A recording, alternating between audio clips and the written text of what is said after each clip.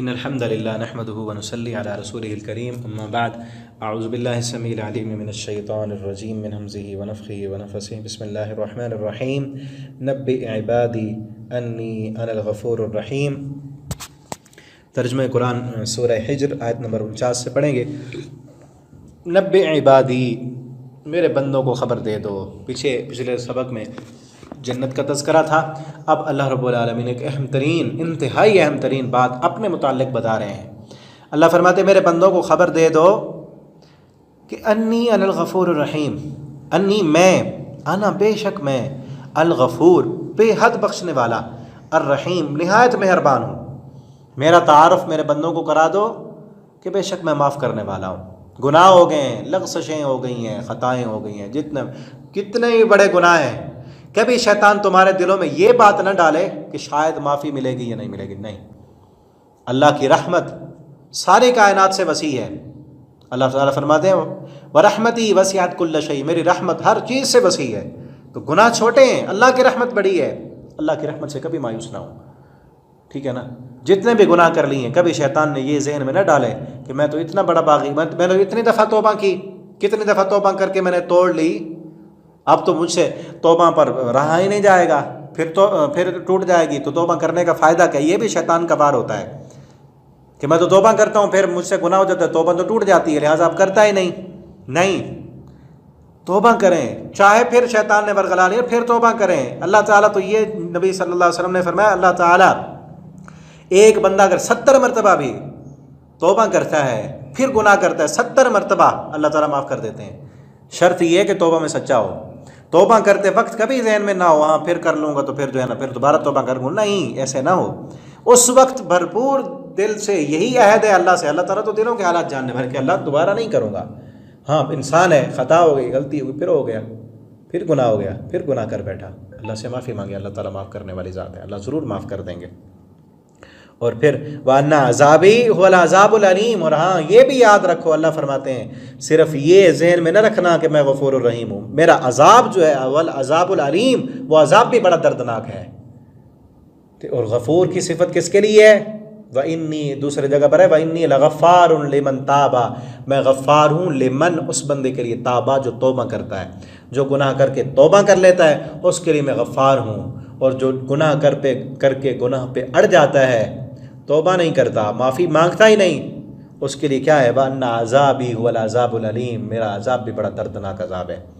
اور آج کا یہ سبق، یہ جو ہے نا، یہ پیغام دوسرے لوگوں تک پہنچائیں، واٹس ایپ پر، فیس بک پر شیئر کریں، خصوصاً ان لوگوں تک پہنچائیں جو لوگ گناہوں بھری زندگی گزار رہے ہوتے ہیں، اور ان سے جب کہا جائے بھئی تم نماز نہیں پڑھتے، تم روزہ نہیں رکھ رہے، رمضان کا مہینہ ہے، تم کھا رہے ہو، تم اللہ کی نافرمانی کی طرف جا رہے ہو، سود لے رہے ہو، آگے سے جواب یہ دیتے ہیں اللہ غفور الرحیم ہے۔ جواب ان کا کیا ہوتا ہے؟ جی اللہ غفور الرحیم ہے، اللہ معاف کر دیں گے، اللہ تعالیٰ نے 100 قاتل کو معاف کر دیا تھا، اللہ ہمیں بھی معاف کر دے گا، اللہ غفور الرحیم ہے۔ بھائی ان کو بتاؤ اللہ رب العالمین کن کے لیے غفور الرحیم ہے؟ لمن تابا، جو توبہ کرتے ہیں ان کے لیے اللہ غفور الرحیم ہے۔ جو توبہ نہیں کرتے، اللہ تعالیٰ نے جہنم کن کے لیے بنائی ہے؟ اگر سبھی کو ہی معاف کرنا ہے تو جہنم کس کے لیے ہے؟ اور اللہ تعالیٰ نے تو قرآن میں کہا ہے کہ ہم نے بھرنا ہے، لَأَمْلَأَنَّ جَهَنَّمَ مِنَ الْجِنَّةِ وَالنَّاسِ أَجْمَعِينَ، جہنم کو جن اور انسانوں سے بھر دیں گے۔ وہ کون ہوں گے؟ اور آدم علیہ السلام کو کہا جائے گا کہ 1000 میں سے 999 بندہ جہنم کے لیے نکالو، إِنَّ بَطْشَ رَبِّكَ لَشَدِيدٌ، یہ کس کے لیے ہے؟ وَأَنَّ عَذَابِي هُوَ الْعَذَابُ الْأَلِيمُ، یہ آیت کن کے لیے ہے؟ ہاں اللہ رب العالمین غفور الرحیم ہے، بے حد مہربان ہے، لیکن کن کے لیے؟ جو معافی مانگتے ہیں، گناہ ہو گئے ہیں، آئیں اللہ کے دربار میں جھکیں، رمضان آنے والا ہے، ٹھیک ہے نا، توبہ کریں۔ جو رمضان کے مہینے میں بھی اپنے گناہ معاف نہ کرا سکا، رسول اللہ صلی اللہ علیہ وسلم نے ان کے لیے بد دعا کی ہے۔ رمضان میں اپنے سابقہ گناہوں کی معافی مانگیں، روزے رکھیں، راتوں کو قیام اللیل کا اہتمام کریں، اللہ سے دعائیں مانگیں، گڑ گڑا کر اللہ سے سابقہ گناہوں کی معافی مانگیں، پھر معافی ملے گی، پھر اللہ رب العالمین غفور الرحیم ہے، ہمارے گناہوں کو معاف کر کے ضرور اللہ تعالی ہم پہ رحم فرمائیں گے اور جنت دیں گے، ٹھیک ہے نا۔ اگر اپنی ہٹ دھرمی پہ رہیں، روزے نہ رکھیں، نمازیں نہ پڑھیں، دین کی طرف آئے نہ، مسجد کی طرف چلے نہ، قرآن ہمیں نہ آتا ہو، ٹھیک ہے نا، حرام کی طرف، فحاشی کی طرف، سود کی طرف، رشوت کی طرف سارے کام کرتے رہو گے، اللہ غفور الرحیم ہے، پھر ان کے لیے ان بطش ربک لشدید، ٹھیک ہے نا۔ اللہ رب العالمین پھر کیا ہیں؟ قہار بھی ہیں، جبار بھی ہیں، شدید العقاب بھی ہیں، عذابی والعذاب العلیم بھی ہیں۔ یہ چیزیں بتائیں ان کو۔ اللہ رب العالمین ہمیں ہماری قوم کو ہدایت دے، سمجھنے کی توفیق دے۔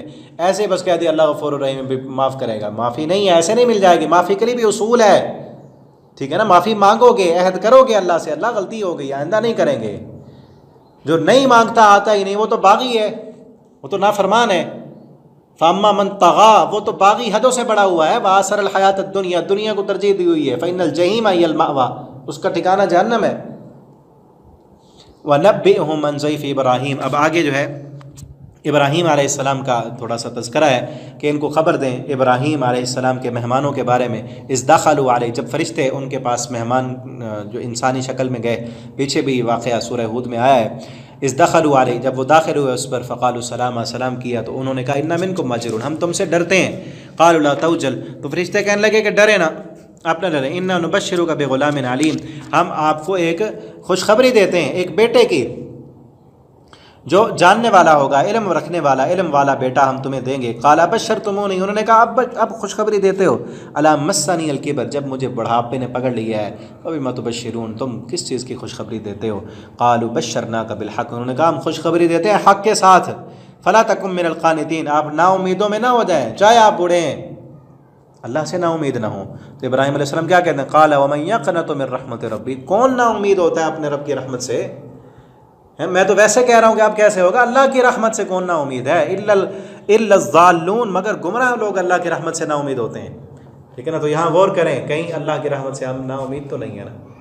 کبھی نا امید نہیں ہونا اللہ کی رحمت سے، کبھی نا امید۔ یہ مت، ابھی میں کئی لوگوں سے یہ کہتا ہوں، جو لوگ کوئی کام ہونا کہتے ہیں اب تو نہیں ہونا، یہ جملہ چھوڑ دیں کہ اب تو نہیں ہونا۔